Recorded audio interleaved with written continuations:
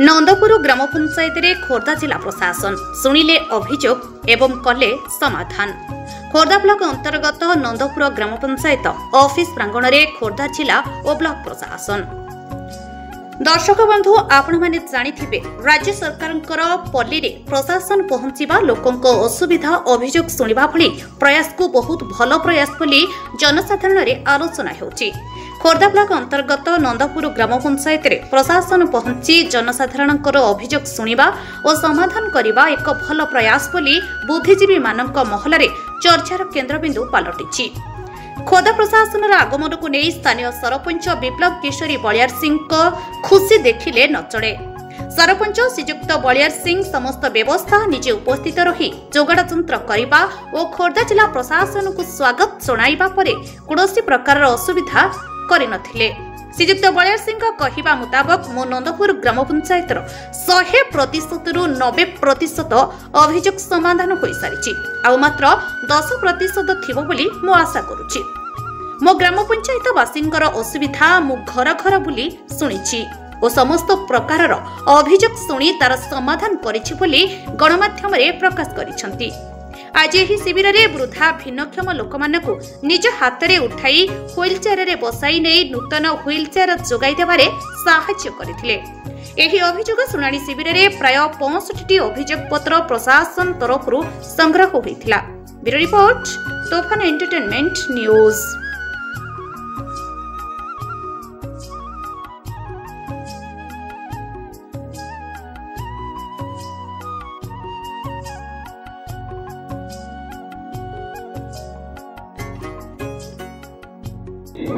प्रशासन आसी पहुंची कौन कहबे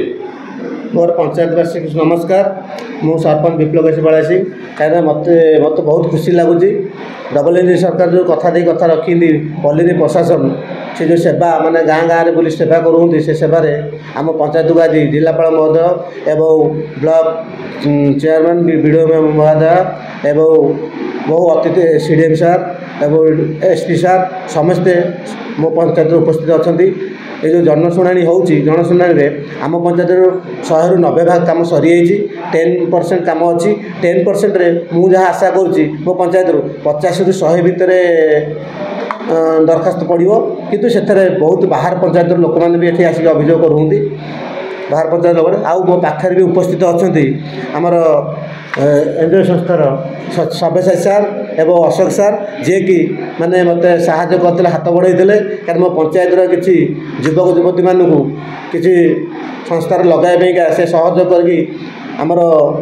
गोड़ीपड़ा मोटा कथार गोटे सिलाई company epic steel India company panchayat 50 रु 60 जन आम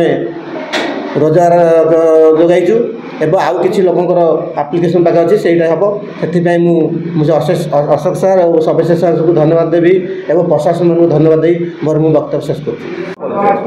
नमस्कार मो ना सब्यसाची मु ग्रीन मंडी डील्स रो फाउंडर मो सहित अच्छा अशोक बाबू से मो को फाउंडर।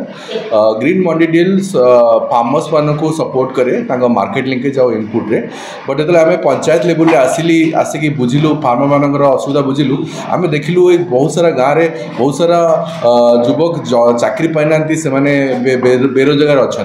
तो तांकर से समस्या को समाधान करने आम सरपंच मान सहित मिसिलु सरपंच मैंने भी सहयोग जनइले सहयोग करने द्वारा आम पाखे आखपाखे जो इंडस्ट्री अच्छे सहित आम कनेक्ट कलु एवं रिसेंटली आम एपिक रे ऑलमोस्ट 300टी पिला को आम चाकरी जोगेचु जोटा कि श्रमिक मान फैमिली आउ पंचायत रे बहुत ज़्यादा हेल्पफुल करुचे। गाँव रु आम 50 रु ऊर्ध्व लोक को स्त्री बेसिकली 90% जो माने महिला अच्छा आम रोजगारक्षम करूँ से आम सरपंच विप्लव को अशेष अशेष ये दौचु सम्मान दौचु और सहयोग कर आम धन्यवाद दौचु। मो ना अशोक पंडा आम गोटे मंडी डील गोटे प्राइवेट संस्था करूँ जो थी कि आम एग्रीकल्चर को हेल्प करूँ जो मार्केट प्रोडक्ट को मार्केट रे केमती जापर किंतु तापर आम देखल बहुत प्रकार अभाव रोचे आर्थिक अवस्था रोचे से लगे आम लाइवलीहुड प्रोग्राम जो आम गोटे स्टार्ट कलु मंडी डील जहाँद्वारा कि आम गाँव अल्प शिक्षित लोक रोजगारक्षम कर रोजगारक्षम करी आम विभिन्न इंडस्ट्री चाकरी देचु जो थी से गोटे भल अमाउंट 15-20 हज़ार टका दरमा पाई चाकरी आरंभ कर सो ये जिनसा आम आग को भी बढ़ेबू जिते इंडस्ट्री आसुच्ची सब इंडस्ट्री जिते रोजगारक्षम पिला रोच अल्प शिक्षित हो कि उच्च शिक्षित हो सब कैटेगरी आम लोक जमी गाँ पिला निज जमी पाखे रोजगार पाइपर से जिनसा आम प्रोत्साहित करूँ जहाँद्वारा कि आर्थिक व्यवस्था सुधरले आम एठिकार चाष व्यवस्था भी सुधरी पार।